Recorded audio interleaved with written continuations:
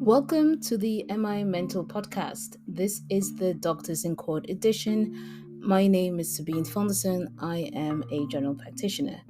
This is case number 7, the case of a doctor who took to YouTube to spread his own opinion. If you have any suggestions or you have any questions or feedback, please subscribe, or also you can send a Q&A by engaging in one of the poll questions. I really appreciate that. Between April 2020 and October 2020, a colorectal surgeon I will call Dr. A moving forward posted and appeared on videos he published on YouTube. In these videos, Dr. A's message were in short challenging the existence of the COVID-19 disease. Dr. A also mentioned his opinion and his belief regarding COVID-19 pandemic, and he thought that this pandemic was brought upon by countries such as the UK, Israel, and America. And it was an elaborate conspiracy to impose a new world, and at the heart of this culprit was Bill Gates, who infected the entire world with the virus in order to sell vaccines that were laden with microchips. Before I continue, I want to be clear. These are the opinions of Dr. A, and for this reason, he was brought before a medical tribunal and was given a judgment, which I will discuss later on. Dr. A expressed his beliefs on his YouTube videos, which are still uploaded and accessible on that platform. Dr. A, who on YouTube basically said that he had read some research and he didn't find that based on those research, it was justified for the world to go into lockdown. Now, Dr. A was held accountable for those views and opinions and was basically sued. He had to end up in court. After being called to the tribunal, Dr. A promised a professor he would remove the videos. However, as I mentioned, they are still on YouTube. During court, Dr. A admitted to expressing those views, and by 2022, when he sat before the medical tribunal, expressed regrets and disagreed with the comments he made on YouTube between April 2020 and October 2020. So, what is actually the issue here? A complaint was filed against Dr. A because he used his position as a doctor to promote his opinions. What do the judges think? Well, they found that Dr. A, having used his position as a medical doctor, undermined the public's health.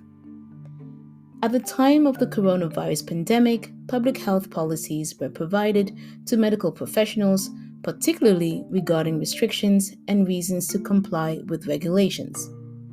Now, Dr. A, in his position of authority and sharing his beliefs or opinions on a public social media platform like YouTube, went contrary to the public health messages at the time. This, according to the judges, therefore undermined the important messages spread by public health authorities and other health professionals. This and some of the other things that Dr. A had posted online were one of the reasons why the judges decided to give him a ruling. And I'll tell you a little bit about what they found. Well, the judges found that Dr. A's messages contained misinformation and conspiracy theories which would or could confuse the public. In particular, because his message came from a professional background and of someone of his status. So who is Dr. A? Well, according to the court documents and also what he's posted about himself on YouTube, he graduated from Pakistan in 1986 as a medical doctor and moved to the UK. He trained as a surgeon, specifically in colorectal surgery and breast surgery. And according to Dr. A, he has spoken in various conferences and has made many contributions to scientific research. Furthermore, according to Dr. A, between 2020 of April and October 2020, his intentions was to contribute his services towards identifying the truth. His videos and messages are in short a quest to be critical about the restrictions imposed at the time, and he admitted to the judges that his intention was not to downplay the virus. He added, and I quote, "I wanted to make a scientific contribution towards humanity, as I have been doing in the last 35 years, unquote.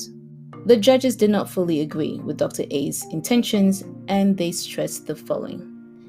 People who viewed his videos would be confused, and members of the public would likely fail to adhere to the restrictions or fail to get vaccinated when the vaccines became available.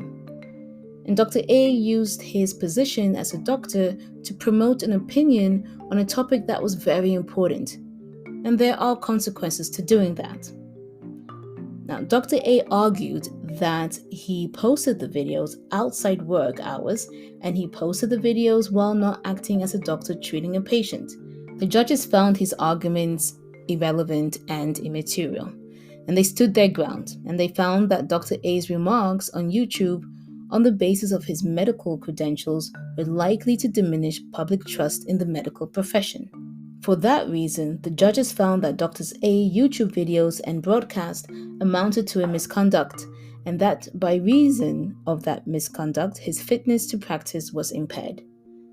Let's pause here for a minute to define what medical misconduct, or in some other terms, malpractice, is. According to an article published in 2009 by Dr. Ball, medical misconduct is defined as any act or omission by a physician during treatment of a patient that deviates from accepted norms of practice in the medical community and causes an injury to the patient. And both medical misconduct or malpractice are behaviors that can bring medical professionals before a medical board, just like Dr. A.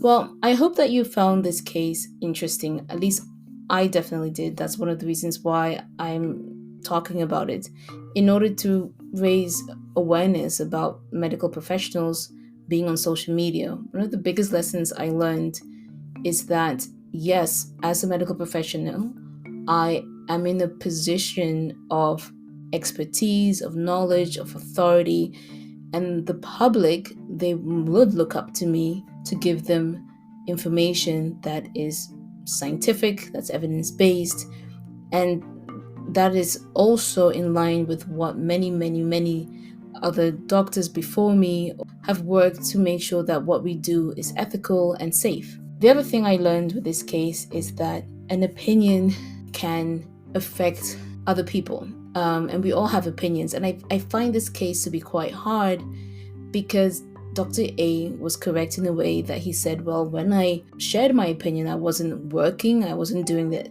at a place of work, I wasn't treating any patients. He didn't see at the time that he was putting any patient in harm's way. And one would argue, okay, who did he put in harm's way at that time? But the judges said that his message, his opinion, would have led to people not taking the vaccine when such time came that the vaccines were available.